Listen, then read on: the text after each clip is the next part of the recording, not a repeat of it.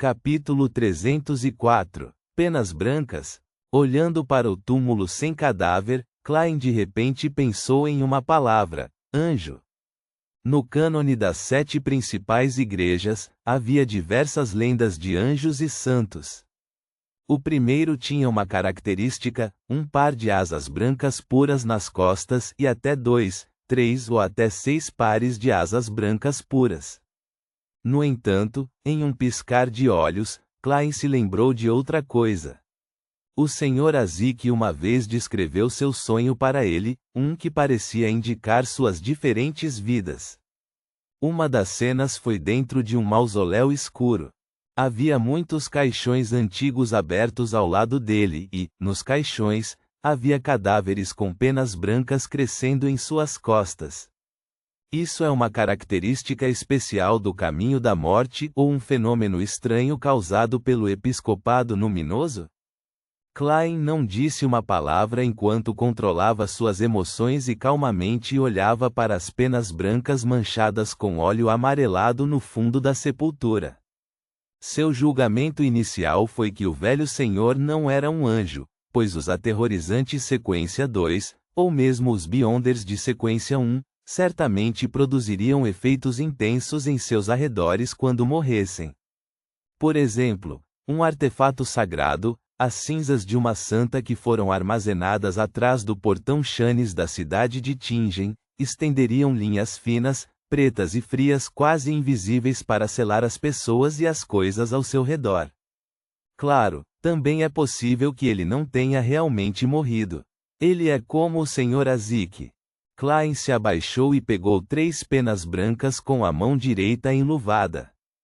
Ele planejava fazer alguma adivinhação acima da névoa cinza quando voltasse para casa. Naquele momento, Kapuski caiu em si, correu para o lado de Klein e olhou para o túmulo com uma pitada de medo. Onde está o corpo? Klein olhou para ele e disse em voz baixa: talvez ele tenha saído sozinho. Ele saiu sozinho. Kapuski repetiu horrorizado, agora plenamente consciente de como era terrível os mortos acordar. Suas pernas tremiam quando ele murmurou para si mesmo: mas eu não usei o ritual de ressurreição nele. Klein se virou e olhou para ele por alguns segundos. A morte não é o fim. A morte não é o fim. A morte não é o fim. Kapuski estava bastante assustado com suas próprias crenças quando deixou escapar. E ele vai voltar. Bem, o apito de cobre havia convocado um mensageiro que provavelmente é do velho senhor. Em outras palavras, entregar uma carta ao mensageiro equivale a enviar uma carta ao velho senhor, um homem que está morto há quase meio ano. Eu me pergunto onde ele foi e em que estado ele está. Em resposta à pergunta de Kapuski, Klein lhe deu um lembrete indiferente. Não sopre esse apito de cobre novamente. Você quer dizer que o apito de cobre o atrairá de volta? Kapuski perguntou horrorizado. Antes que Klein pudesse responder, ele perguntou novamente: você pode me ajudar a jogar este apito de cobre no rio Tussock? Se você não puder, eu mesmo farei isso.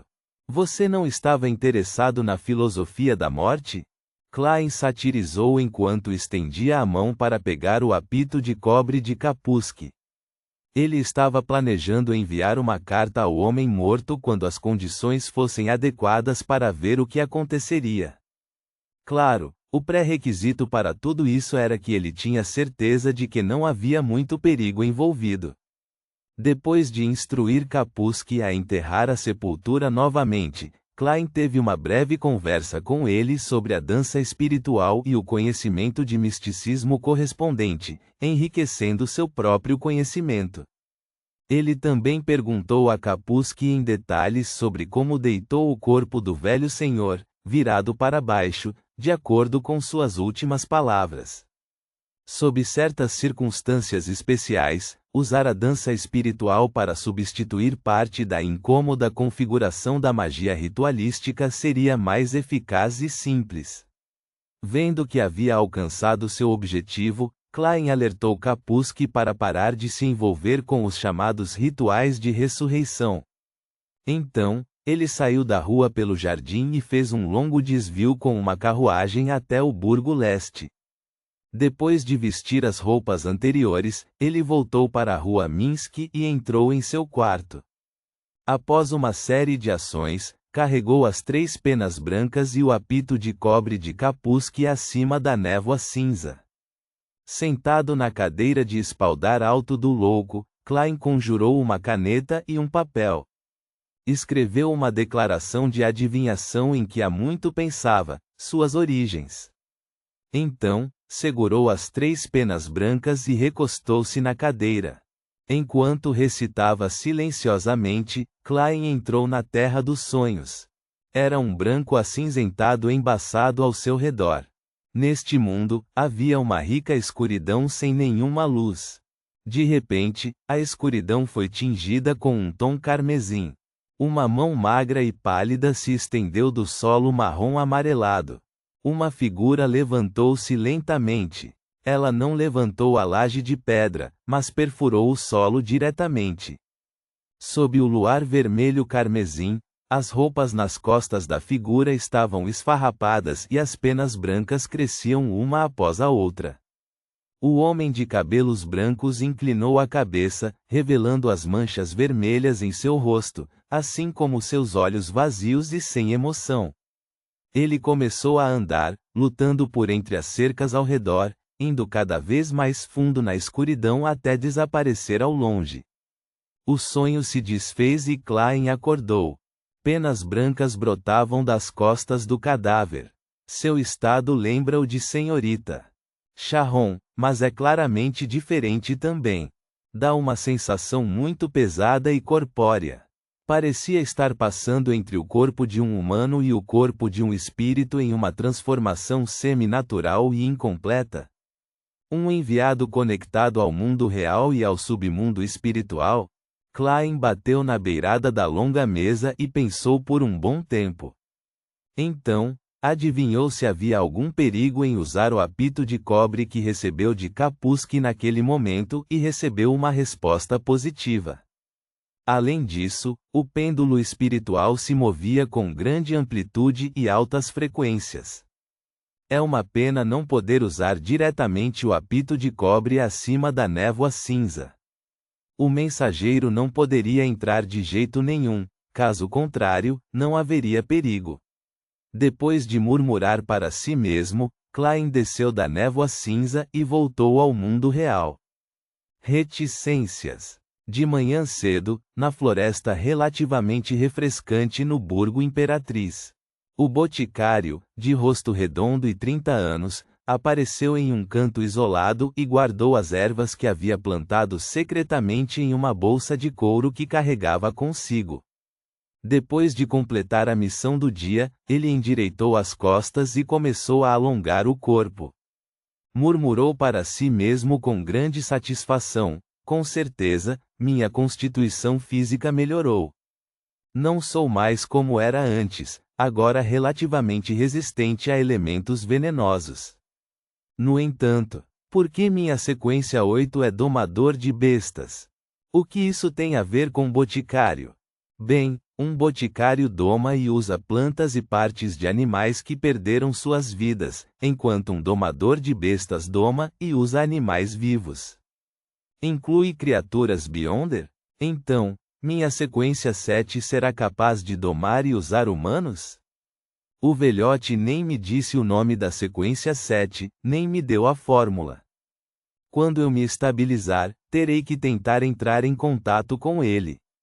O boticário começou a socar e chutar para se acostumar com seu corpo fortalecido. Ele só parou quando estava totalmente exausto. Oxi, enquanto ofegava, ele começou a considerar um problema sério: como um domador de bestas deveria agir? Domador de bestas, como deve ser feito? Procurar animais e domesticá-los? Enquanto o boticário murmurava para si mesmo, de repente ele sentiu algo e olhou para o lago artificial. Havia uma enorme Golden Retriever correndo alegremente. A grande Golden Retriever pareceu notar seu olhar quando de repente virou a cabeça para olhar para ele. Quando seus olhares se encontraram no ar, a grande Golden Retriever congelou por um momento. Então, ela se virou agilmente e saiu correndo, desaparecendo sem deixar rastros. Reticências. Na luxuosa vila da família Hall, Suzy voltou para uma sala de piano e sentou-se ao lado dos pés de Audrey, com a língua para fora enquanto ofegava pesadamente. Ela esperou até que a loira terminasse de tocar uma música antes de dizer com medo: Audrey, conheci um cara assustador. Seus olhos eram assustadores. É assim mesmo? O que ele queria fazer com você? Audrey perguntou, curiosa e preocupada. Suzy pensou por um momento e disse: eu também não sei. Resumindo, ele é muito perigoso. Essa foi a minha intuição. Como ele é? Audrey considerou deixar os guardas e atendentes abordarem o homem. Eu não o vi claramente. Sinto que ele é meu inimigo natural. Suzy respondeu com toda a seriedade. Seu inimigo natural? Um inimigo tipo cachorro? Audrey deu um sorriso reservado. Suzy, não entre naquela floresta por enquanto. Vuff, Audrey, você estava de mau humor? Eu poderia dizer pela sua música de piano, Suzy perguntou. Audrey assentiu gentilmente e disse, sim. Acabei de receber uma notícia de Gland que Force e Shield queriam me informar que a reunião desta noite foi cancelada. Originalmente, eu estava planejando trocar alguns ingredientes de Beyonder por você. E também tentar entrar em contato com pessoas dos alquimistas da psicologia, ela acrescentou silenciosamente em seu coração. Por quê? Suzy perguntou, intrigada. Audrey pensou por um momento antes de responder. Dizem que é resultado dos assassinatos em série. Reticências. Na manhã de sábado, o ar de Backlund estava ruim como sempre. Klein estava tentando fazer um prato de macarrão que adorava comer quando criança. Para isso, comprou farinha de melhor qualidade, adicionou água e açúcar e misturou até formar uma pasta fina. Em seguida, derramou óleo na panela e umedeceu a superfície. Depois que o óleo esquentou, ele pegou um pouco da pasta de farinha com a colher de sopa e derramou na lateral da panela, espalhando bem fino. Em meio ao chiado, espalhou vários pedaços de pão, e a fragrância da farinha emanava gradualmente. Quando estava quase pronto, retirou os pedaços macios de pão, um a um, e os colocou no prato.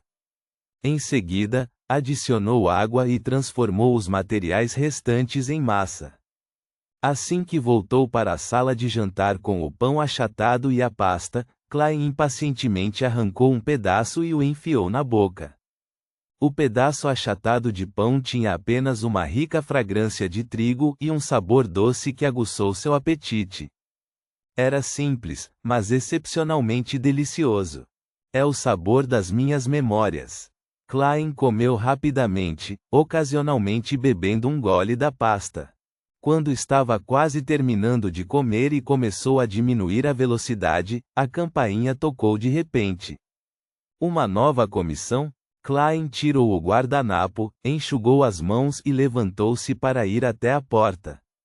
Antes de tocar na maçaneta, a imagem de um visitante apareceu em sua mente. Era um senhor de meia-idade com costeletas brancas, rosto magro e temperamento marcante. Era o detetive particular Isengard Stanton que conseguiu um convite da polícia. Por que ele está aqui? Klein abriu a porta perplexo e perguntou com um sorriso. Bom dia, Sr. Stanton. Há algo? Isengard tirou a meia cartola e sorriu. Bom dia, Sr. Moriarty. Eu gostaria de trabalhar com você. Eu acredito que você é um excelente detetive. Afinal, você anteriormente conseguiu conduzir suas investigações até a Doca Leste Balan e a União das Docas sozinho. Trabalhar comigo? Klein não escondeu sua surpresa. Isengard bateu com sua bengala preta e respondeu com uma voz profunda, para encontrar o assassino em série por trás da recente cadeia de assassinatos em série. A polícia já ofereceu uma recompensa de 2.000 libras. Ponto.